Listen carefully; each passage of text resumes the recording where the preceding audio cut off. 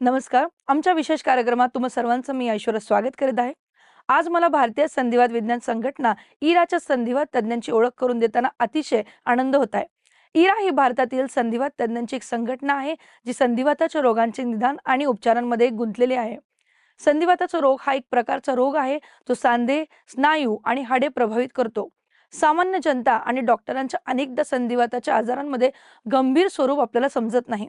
Doctor आणि सामान्य लोकांमध्ये कठीण, जटिल, मल्टी ऑर्गन संधिवाताच्या आजारांबद्दल जागरूकता वाढवणे ही इराचं ध्येय आहे. आज आमच्यासोबत प्रख्यात संधिवात तज्ञ आहेत, जे भारतात सामान्यतः आढळणाऱ्या संधिवाताच्या आजारांवर आता आपल्याला प्रकाश टाकतील. चला भेटूया आमचे पहिले पाहुणे डॉक्टर प्रवीण पाटील, जे पुणे संधिवात तज्ञ केंद्र आणि पुणे येथील दीनानाथ मंगेशकर हॉस्पिटलमध्ये प्रॅक्टिस करणारे सल्लागार संधिवात तज्ञ आहेत. नमस्कार, मी डॉक्टर प्रवीण पाटील, रुमॅटॉलॉजिस्ट, पुणे रुमॅटॉलॉजी सेंटर. आता आम्ही आमचे दुसरे पाहुणे डॉक्टर शशांक आकेरकर यांना भेटतो, जे संधिवात तज्ञ डॉक्टर आकेरकर यांच्या मुंबई भांडूप येथील संधिवात क्लिनिक आणि संशोधन केंद्रात प्रॅक्टिस करत आहेत. नमस्कार मित्रांनो, मी डॉक्टर शशांक आकेरकर, कन्सल्टंट रुमॅटॉलॉजिस्ट किंवा संधिवात तज्ञ आहे आणि माझ्या भांडूपच्या मुंबई आर्थरायटिस क्लिनिकमध्ये मी कार्यरत असतो. आता आम्ही आमच्या तिसऱ्या पाहुण्या डॉक्टर रोहिणी सामंत, ज्या मुंबईतील हिंदुजा हॉस्पिटलमध्ये प्रॅक्टिस करणाऱ्या सल्लागार संधिवात तज्ञ आहेत. नमस्कार, मी डॉक्टर रोहिणी सामंत, हिंदुजा हॉस्पिटलमध्ये गेले 25 वर्ष कन्सल्टंट रुमॅटॉलॉजिस्ट म्हणून काम करते. आज आपण काही साधारण रुमॅटॉलॉजी बद्दल पडलेल्या प्रश्नांचं निरसन करणार आहोत. आणि शेवटी आमच्या चौथ्या पाहुण्या डॉक्टर स्मृती रामटेके, ज्या नागपूरच्या जसलीन हॉस्पिटलमध्ये प्रॅक्टिस करणाऱ्या संधिवात तज्ञ आहेत. नमस्कार, मी आहे डॉक्टर स्मृती रामटेके, संधिवात रोग तज्ञ, जसलीन हॉस्पिटल, नागपूर. रुमॅटॉलॉजी ही जी स्पेशालिटी आहे किंवा वातरोग तज्ञ वातरोगाची जी स्पेशालिटी आहे, याच्यामध्ये संधिवाताशी संबंधित सगळे आजार जे आहे, सांधे सुजणे, सांधे दुखणे, मांसपेशीचे दुखणे, याच्यासोबत रुमॅटॉलॉजिस्ट डील करतात. डॉक्टर सामंत, संधिवात तज्ञ आणि ऑर्थोमध्ये काय फरक आहे? आता बऱ्याच वेळेला काय होतं, एखाद्या पेशंटला जेव्हा सांधेदुखी होते, तेव्हा तो प्रथम आपल्या आयदर फॅमिली डॉक्टरकडे जातो किंवा जवळच्या ऑर्थोपेडिक सर्जनकडे जातो. पण असं केल्याने बऱ्याच वेळा काय होतं, की आजाराचं जे निदान आहे आणि त्याचा उपचार त्याच्यामध्ये बराच विलंब होतो. त्याचं कारण असं, की जो रुमॅटॉलॉजिस्ट हा डॉक्टर आहे, ह्यांनी औषधी शास्त्रामध्ये आधी MD डिग्री घेतलेली असते आणि त्यानंतर संधिवात आणि स्वयंप्रतिकार शक्तीचे आजार म्हणजे ऑटो इम्युन आजार ह्याच्यामध्ये सुपर स्पेशलायझेशन केलेलं असतं. त्यामुळे संधिवाताचे अनेक प्रकार आणि वेगवेगळे ऑटो इम्युन आजार ह्यांच्या जी औषधी इलाज आहे ह्याच्यामध्ये ते पारंगत असतात. त्यामुळे अशाच डॉक्टरकडे जाणं गरजेचं असतं, जेव्हा एखाद्याला संधिवाताचा किंवा सांधेदुखीचा त्रास असतो. सांध्यांचा इलाज नीट न झाल्यामुळे किंवा उशीर झाल्यामुळे जेव्हा सांधे खराब होतात आणि त्यांची शस्त्रक्रिया करायची जेव्हा वेळ येते, अशा वेळेला ऑर्थोपेडिक सर्जनची मदत घ्यावी लागते. त्यामुळे मला परत एकदा अधोरेखित करायचंय, की सांधेदुखी, सांध्याची सूज, सांधे जखडणं हा जेव्हा प्रॉब्लेम असतो किंवा हे जेव्हा लक्षणं असतात, तेव्हा अशा व्यक्तींनी रुमॅटॉलॉजिस्टकडे जाणं प्रथम हे गरजेचं आहे. रुग्णाने त्यांच्या डॉक्टरांना विचारावे की मला कोणत्या प्रकारचा संधिवात आहे. ज्या व्यक्तीला आजार झालेला आहे त्यांनी डॉक्टरकडनं हे वेगवेगळे प्रकार समजून घेणं गरजेचं आहे का? तर ह्याचं तर निश्चितच उत्तर होय आहे. त्याचं कारण असं, की संधिवाताचे अनेक प्रकार आहेत. त्यातले जे लोकांना माहिती आहेत, rheumatoid arthritis, psoriatic arthritis, spondyloarthritis, gout हे आहेत. पण त्याशिवाय जवळजवळ 100 प्रकारचे संधिवात आहेत. त्या प्रत्येक संधिवात प्रकाराची जी लक्षणं आहेत, त्यांची जी निदान आहे, त्यांची जी औषधी आहे आणि इलाज न केल्यामुळे जे होणारे दुष्परिणाम आहेत, ते सगळे भिन्न आहेत. त्याचप्रमाणे आहार, विहार, व्यायाम ह्याचेही नियम जे आहेत, हे प्रत्येक वाताच्या प्रकारामध्ये भिन्न आहेत. त्यामुळे डॉक्टरकडनं आपल्याला नेमका कोणता संधिवाताचा प्रकार झाला आहे, हे समजून घेणं हे फार महत्वाचं आहे. आणि कारण प्रत्येकाचा इलाज आणि त्याचे जे बाकी नियम आहेत, ते वेगवेगळे आहेत. आरे कशामुळे होतो? आता कोणताही आजार आपण जर घेतला, तर तो होण्यामध्ये 2 महत्वाचे घटक असतात. एक तर जनुकीय घटक असतं म्हणजे जेनेटिक फॅक्टर आणि दुसरा पर्यावरणीय घटक म्हणजे एन्व्हायर्नमेंटल फॅक्टर.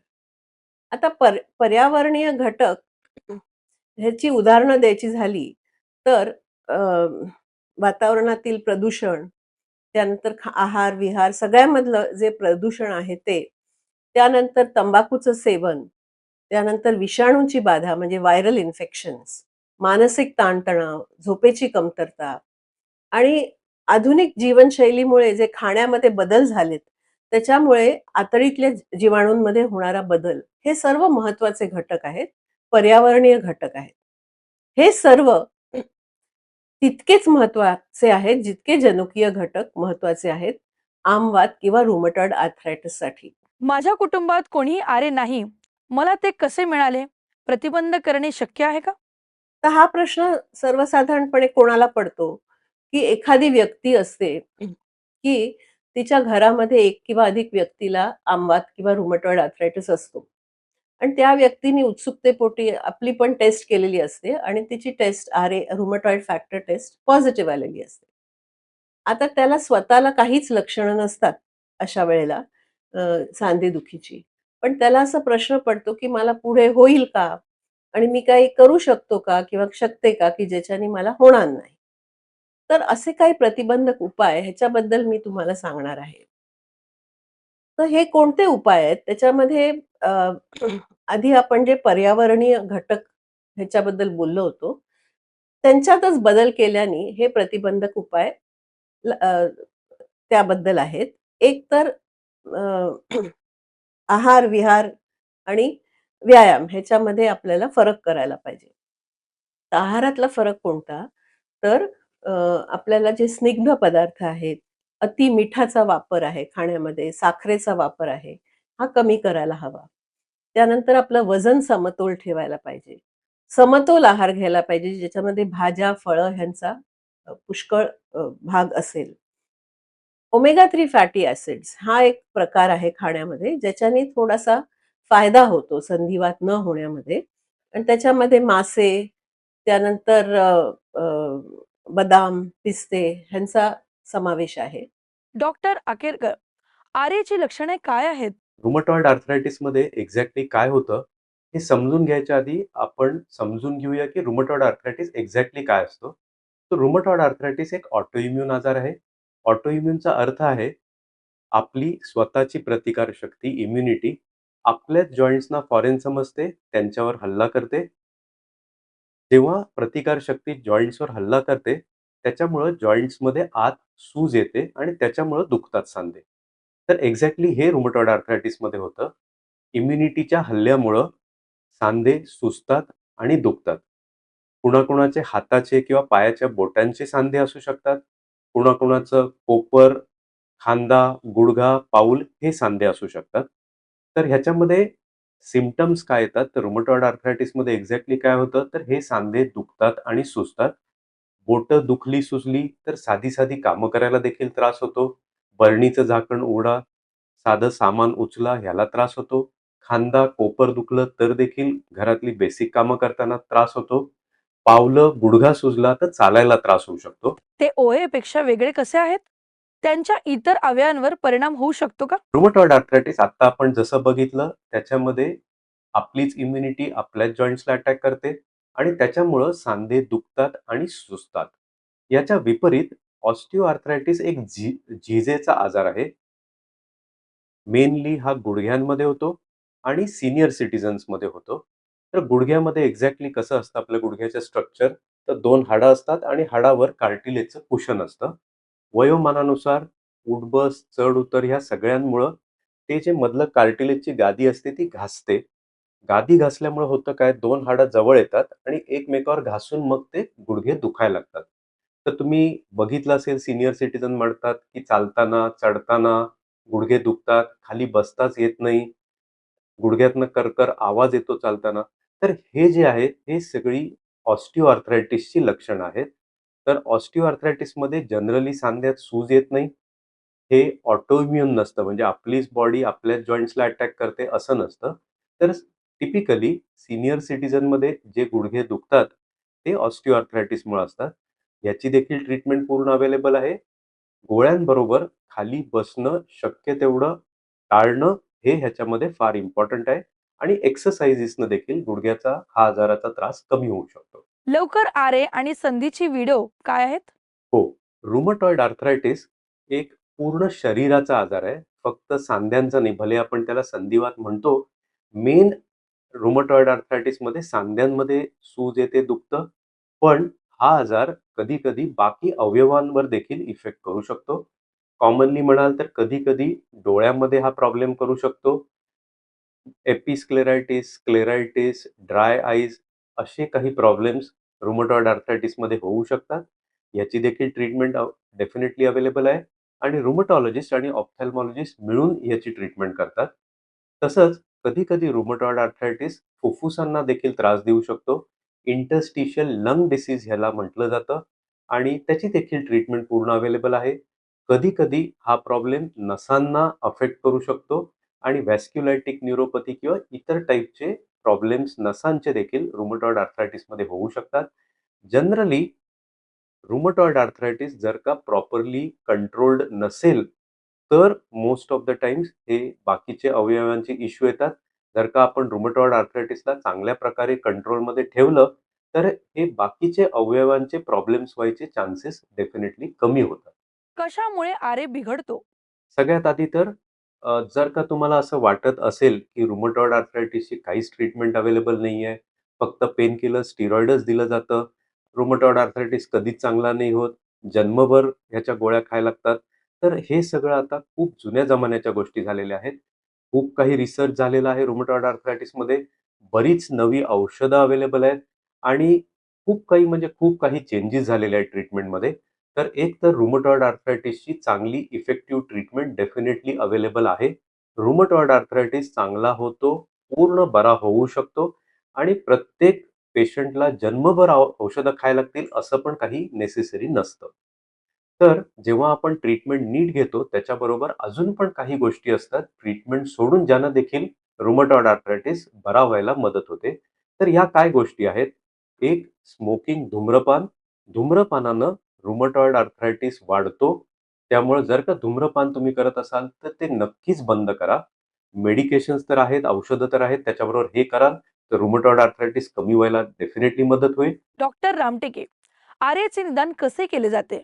तर संधिवाताचं जे निदान आहे हे क्लिनिकल डायग्नोसिस आहे. याचा अर्थ पेशंटची जी हिस्ट्री आहे, पेशंटची लक्षणं सांगतात आहे, त्रास सांगतात आहे आणि त्यानंतर पेशंटला डॉक्टर तपासतो आणि जे लक्षणं दिसतात आहे, सांधे सुजणे आणि सांध्यांवर आलेली सूज आहे, लाली आहे, ही सगळी जी लक्षणं आहेत ती बघण्यात येतात आणि त्याच्यावरून 80% to 90% डायग्नोसिस होते. त्यानंतर 15% ते 20% जे निदान आहे त्याच्यासाठी ब्लड टेस्टची मदत घेतली जाते. त्यात महत्त्वाचे ब्लड टेस्ट म्हणजे ESR, CRP हे जे इन्फ्लेमेटरी मार्कर आहे ते जर वाढलेले त्या पेशंटमध्ये आढळले तर ते निदान केलं जातं. कधी-कधी रुमटॉइड फॅक्टर, अँटी-CCP अँटीबॉडी या ब्लड टेस्टचं सुद्धा मदत घेतली जाते आणि आता नवीन आलेले जे डायग्नोस्टिक मोडॅलिटीज आहे त्याच्यामध्ये मस्क्युलोस्केलेटल अल्ट्रासाउंड जे आहे किंवा MRI आहे ते सुद्धा आम्हाला निदान करायला मदत करते. एक्स-रे सुद्धा जर पेशंटला लाँग स्टँडिंग आर्थरायटिस असेल, थोडा काळ निघून गेला असेल, तर एक्स-रेमध्ये द्वारे सुद्धा निदान करायला मदत होऊ शकते. माझ्या चाचण्या निगेटिव्ह असल्यास मला आरे होऊ शकतो का? रुमटॉइड फॅक्टरची टेस्ट पॉझिटिव्ह 10% ते 15% नॉर्मल लोकांमध्ये सुद्धा असू शकते आणि जसं वय वाढतं ते 14% ते प्रमाण जातं.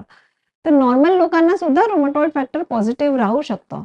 पण ज्यांना संधिवात आहे, वातरोग आहे, त्या लोकांचं रुमटॉइड फॅक्टर 25% ते 30% लोकांचा रुमटॉइड फॅक्टर निगेटिव्ह सुद्धा राहू शकतो. त्यामुळे जर 100 लोकं मी बघते संधिवात असलेले, त्यांना 100 संधिवात आहे, तर त्यातल्या 25% 15% ते 25% आणि कधी 30% पर्यंत लोकांचा रुमटॉइड फॅक्टर निगेटिव्ह असू शकतं. त्यामुळे रुमटॉइड फॅक्टर निगेटिव्ह आहे म्हणजे मला संधिवात नाही असं होत नाही. याशिवाय फक्त रुमटॉइड आर्थरायटिस हाच एक संधिवाताचा विषय नाही, तर आणखी वेगळे आजार आहेत जसं सोरियाटिक आर्थरायटिस आहे किंवा स्पॉन्डायलोआर्थ्रोपॅथी आहे. आर्थरायटिस जे इन्फ्लेमेटरी बाउल सोबत असतं किंवा दुसरे रोग, गहन रोग जसे की SLE आहे आणि कनेक्टिव्ह टिश्यू डिसीज आहे, हे सुद्धा संधिवात रोगाच्या स्पेक्ट्रममधले वेगळे रोग आहे. त्यामुळे तुम्हाला वात आहे तर नेहमी तुमचं डायग्नोसिस रुमटॉइड आर्थरायटिसच असेल असं आवश्यक नाही, किंवा तुमच्या रक्तात रुमटॉइड फॅक्टर पॉझिटिव्ह आहे तरच तुम्हाला वात आहे असं सुद्धा होत नाही. उच्च युरिक ॲसिड आर्य होऊ शकतो का? तर युरिक ॲसिड जेव्हा जेव्हा तुमचं वाढतं, तर युरिक ॲसिड वाढल्यानंतर होणारा जो वात आहे, जो युजली पुरुषांमध्ये होतो आणि पाळी ज्या महिलांची बंद झाली त्या महिलांमध्ये, म्हणजे पोस्ट मेनोपॉझल महिलांमध्ये आढळतो. त्याला गाऊट असं म्हणतात. यामध्ये पेशंटला सांधा दुखतो आणि सुजून येतो आणि सहसा ते अचानकपणे होतं आणि एक 10-15 दिवस राहून ते निघून जातं आणि पेन किलरच्या मदतीने हळू ते त्रास त्यांचा कमी होतो. अशा प्रकारचं जर लक्षण आहे, तर हे गाऊट असू शकतं.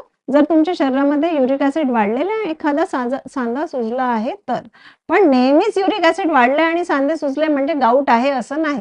पुन्हा हे सुद्धा निदान जे आहे क्लिनिकल डायग्नोसिस आहे आणि टेस्ट पॉझिटिव्ह आहे म्हणूनच गाऊट आहे असं अजिबात होत नाही. खूपदा यंग महिला 20, 25, 30 वर्षाच्या युरिक ॲसिडचे लेव्हल रिपोर्ट घेऊन येतात आणि त्यांना सांगण्यात येतं की तुम्हाला गाऊट आहे. मेन्स्ट्रुएटिंग महिला ज्यांची मेन्स्ट्रुअल सायकल सुरू आहे या महिलांना गाऊट होत नाही. 99.9%. तर नेहमी जेव्हा पण युरिक ॲसिड हाय आहे त्याचा अर्थ आणि तुमचं काही बॉडी एक होत आहे किंवा कुठल्याही प्रकारचा तुम्हाला प्रॉब्लेम आहे, तर त्याचं डायग्नोसिस गाऊट असं आहे, असं अजिबात नाही. त्यामुळे तुम्ही नेहमी आपल्या रुमॅटॉलॉजिस्टला जाऊन भेटावं, आपल्याला करेक्ट निदान करावं आणि त्याप्रमाणेच औषधं घ्यावीत. डॉक्टर पाटील, आर्यचा उपचार काय आहे? तर नमस्कार. आज आपण संधिवात म्हणजे रुमॅटॉइड आर्थरायटिस पर्टिक्युलरली याच्या ट्रीटमेंटबद्दल जाणून घेणार आहोत. रुमॅटॉइड आर्थरायटिसला आमवात असेही संबोधले जाते. तर रुमॅटॉइड आर्थरायटिसच्या ट्रीटमेंटमध्ये अलीकडच्या काळात जी प्रगती झाली आहे, त्यामुळे खूप ट्रीटमेंट ऑप्शन्स अवेलेबल झाले आहेत. ॲलोपॅथी म्हणजे मॉडर्न मेडिसिनमध्ये जी औषधं वापरली जातात रुमॅटॉइड आर्थरायटिसच्या ट्रीटमेंटमध्ये, त्याला डिसीज मॉडिफाईंग ड्रग्ज असे म्हटले जाते. डिसीज मॉडिफाईंग ड्रग्ज ही औषधे केवळ वेदना कमी करतात असे नाही, तर त्यांचं मुख्य काम असतं की आपल्या शरीरात जी नुकसान होतं आहे संधिवातामुळे म्हणजे रुमॅटॉइड आर्थरायटिसमुळे, सांध्यांमध्ये जो वाक येतोय त्याला ते थांबवतं आणि शरीरातलं इन्फ्लमेशन म्हणजे आतली सूज थांबवतं. त्यामुळे आजार पुढे जाण्यापासून आपल्याला योग्य त्यावेळेस त्याला थांबवता येऊ शकतं. मला किती काळ औषध घ्यावे लागेल? ॲलोपॅथी म्हणजे मॉडर्न मेडिसिनचे डॉक्टर केवळ स्टिरॉइड्स किंवा पेनकिलर्स लिहून देतात, हा एक मोठा गैरसमज आहे. तर it is perfectly possible to treat patient without steroids. म्हणजे रुमॅटॉइड आर्थरायटिसचा उपचार स्टिरॉइड्स न वापरता देखील होऊ शकतो. स्टिरॉइड्स आपण फार कमी रुग्णांमध्ये वापरतो, पर्टिक्युलरली ज्यांचा आजार खूप वाढला आहे, आजाराची तीव्रता जास्त असल्यामुळे सांध्यांव्यतिरिक्त इतर अवयवांना देखील त्रास होतो आहे किंवा सुरुवातीच्या काळांमध्ये इतर औषधांनी फरक पडत नसेल, तर एक छोट्या कालावधीसाठी आपण स्टिरॉइडसारखी औषधं वापरू शकतो. पण स्टिरॉइड हाच एक उपचार पद्धती किंवा हाच एक उपाय आहे असे नाही. स्टिरॉइड्स न वापरता देखील रुमॅटॉइड आर्थरायटिसची ट्रीटमेंट होऊ शकते. सो एकंदरीत रुमॅटॉइड आर्थरायटिसच्या ट्रीटमेंटमध्ये सगळ्या टीम मेंबर्सचा महत्त्वाचा वाटा असतो. रुमॅटॉलॉजिस्ट जे आधुनिक पद्धतीने रुमॅटॉइड आर्थरायटिसच्या ट्रीटमेंटमध्ये तज्ज्ञ असतात, जे डिसीज मॉडिफाईंग ड्रग्ज, बायोलॉजिक्स यासारखी औषधे वापरू शकतात. फिजिओथेरपिस्ट जे तुम्हाला व्यायामाबद्दल मार्गदर्शन करू शकतात व डायटिशियन जे तुम्हाला आहारविषयी मार्गदर्शन करू शकतात. तर या सगळ्यांच्या सल्ल्याने तुमचा रुमॅटॉइड आर्थरायटिस म्हणजे आमवात खूप चांगल्या नियंत्रणात राहू शकतो. औषधांचे दुष्परिणाम टाळण्यासाठी मी कोणत्या सूचनांचं पालन करावे? रुग्णांना अस्वस्थ करणारे 2 पर्टिक्युलर पॉइंट्स असतात. एक म्हणजे आयुष्यभर औषधं घ्यावी लागू शकतात आणि दुसरा पॉइंट म्हणजे की आमवात पूर्णपणे बरा होत नाही. तर या 2 मुद्द्यांबद्दल आपण बोलू. तर आयुष्यभर औषधे घ्यायला लागू शकतात, हा एक गैरसमज आहे. अलीकडच्या काळात जी प्रगती झाली आहे आणि जी समज झाली आहे, आता औषधांबद्दलची नवीन अंडरस्टँडिंग आली आहे, त्यानुसार आपण जर योग्य वेळेत औषधं सुरू केली, तर काही पेशंटला 3 ते 4 वर्षानंतर औषधं पूर्णपणे बंद करायला देखील पॉसिबल असते. हावेवर कुठल्या रुग्णाला किती दिवस औषधं घ्यावे लागतील, हे बऱ्याचशा बाबींवर अवलंबून असते. महत्त्वाचे म्हणजे लक्षणं दिसू लागल्यानंतर योग्य ट्रीटमेंट सुरू होण्यात किती कालावधी गेला आहे, शिवाय तुमच्या आजाराची तीव्रता किती आहे तुम्हाला रिस्पॉन्स कसा येतोय, तुमचे शरीर किती प्रतिसाद देत आहे, या सगळ्या गोष्टींवर अवलंबून असतो, की तुम्हाला किती दिवस औषधे घ्यायला लागू शकतात. पण आमवात पूर्णपणे बरा होत नाही हा एक गैरसमज आहे. आपण जर औषधं योग्य वेळेत सुरू केली, ज्याला अर्ली रुमॅटॉइड आर्थरायटिस म्हणतात, म्हणजे लक्षणं आमवाताची येण्याच्या काही आठवड्यात किंवा काही महिन्यात जर औषधं सुरू केली, तर आपण आमवाताला पूर्णपणे शांत करू शकतो आणि काही रुग्णांची आपण औषधं देखील पूर्णपणे बंद करू शकतो. ज्या रुग्णांची ट्रीटमेंट सुरू करण्यात विलंब झाला आहे, म्हणजे लक्षणं आल्यापासून योग्य ट्रीटमेंट सुरू होण्यात खूप वर्ष किंवा कालावधी गेला असेल, त्यांना देखील एकदा चांगला प्रभाव झाल्यानंतर औषधांचा आपण हळू-हळू औषधं कमी करून बंद करू शकतो. ही आमची संधिवात आणि संधिवात यावर चर्चा झाली. आमच्या तज्ज्ञांनी आम्हाला विषयांवर तपशीलवार माहिती दिली आहे. तुमच्या योगदानाबद्दल डॉक्टरांचे मनपूर्वक आभार. या विषयावर तुम्हाला काही प्रश्न असल्यास किंवा काही माहिती हवी असल्यास कृपया आम्हाला कळवा. भेटूया या कार्यक्रमात. पुढच्या वेळेपर्यंत काळजी घ्या आणि निरोगी राहा. धन्यवाद. नमस्कार.